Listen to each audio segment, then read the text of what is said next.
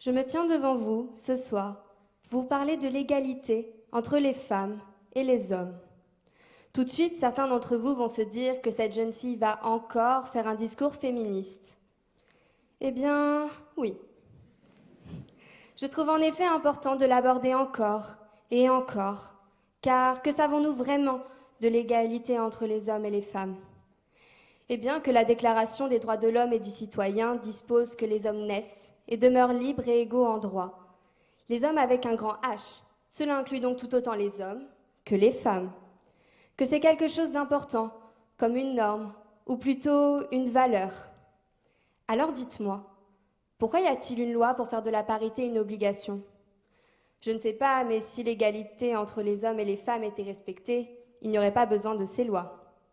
Certes, je vous l'accorde, cela fait moins d'un siècle que la loi réhabilite la place de la femme en tant que véritable citoyenne à l'égal de l'homme, comme par exemple avec le suffrage universel masculin et féminin de 1944. Mais tout de même, nous sommes dans une société qui défend de grandes valeurs, liberté, égalité, fraternité, solidarité, qui se veut être un exemple depuis des dizaines et des dizaines d'années. Et aujourd'hui, nous devons encore créer des lois pour faire respecter l'égalité femmes-hommes. Pour moi, les lois seules ne régleront pas ces inégalités. À m'exprimer devant vous, je suis un acteur de ce changement. Et vous tous ici l'êtes également. D'une certaine façon, la loi, c'est moi, c'est nous. Et en matière d'égalité, notre engagement passe par l'éducation que nous apportons aux enfants. Comprenez, l'éducation que nous leur donnons est déterminante pour l'avenir. Car l'égalité, c'est plus une question d'état d'esprit, de sens donné à notre contrat social, plutôt qu'une question d'ancrage par les lois. Et c'est aux parents de faire en sorte que les enfants s'approprient cette exigence comportementale. Tout d'abord, n'avez-vous pas remarqué que la plupart du temps, nous disons aux petites filles d'être aimables, gentilles, et beaucoup moins aux garçons? En faisant cela, nous différencions les genres. Mais nous pouvons penser qu'un enfant n'apprend que ce qu'on lui dit. Non. Il apprend également à travers notre comportement et les décisions que nous prenons au quotidien. Et il en retire beaucoup de leçons. Quand j'avais 5 ans, j'ai demandé à mes parents à faire de la danse, un sport dans notre société qui est décrit comme féminin. Et quelques années plus tard, j'ai voulu faire du basket. Jamais mes parents n'ont critiqué mes choix. Ils m'ont toujours soutenue dans chacun des 2 sports et dans plein d'autres choses. Et quand je pense au jour où je serai peut-être mère, jamais je n'interdirai à mes enfants de jouer avec tel jouet, de faire tel sport, d'agir d'une certaine façon, sous prétexte de normes infondées de la société qui différencient et créent des inégalités entre les sexes. Expliquez aux enfants, expliquez-leur ce qu'est la misogynie, pourquoi dans cette publicité c'est normal qu'un homme fasse le ménage et que nous n'ayons pas à l'applaudir pour cet acte commun. Un enfant est tout sauf un être naïf, il peut comprendre. Comme le dit Chimamanda Ngozi Adichie, auteure féministe africaine du XXIe siècle, il faut essayer.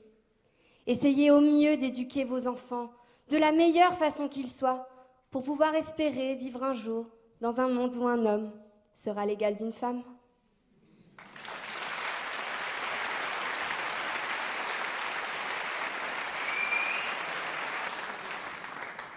Je vais appeler sur scène Diane.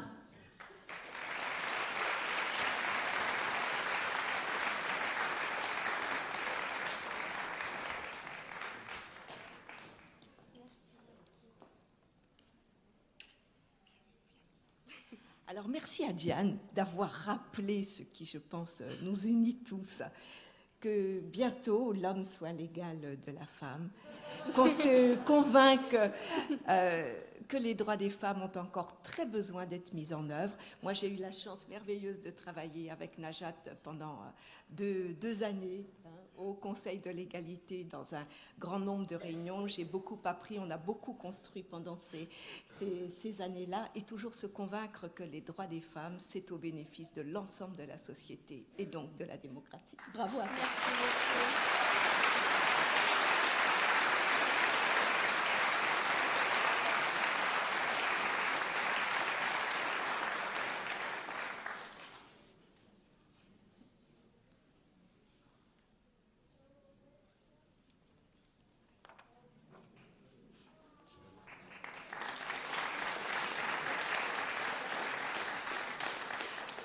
Merci à tous d'être venus ce soir. C'est hyper important qu'on soit tous là.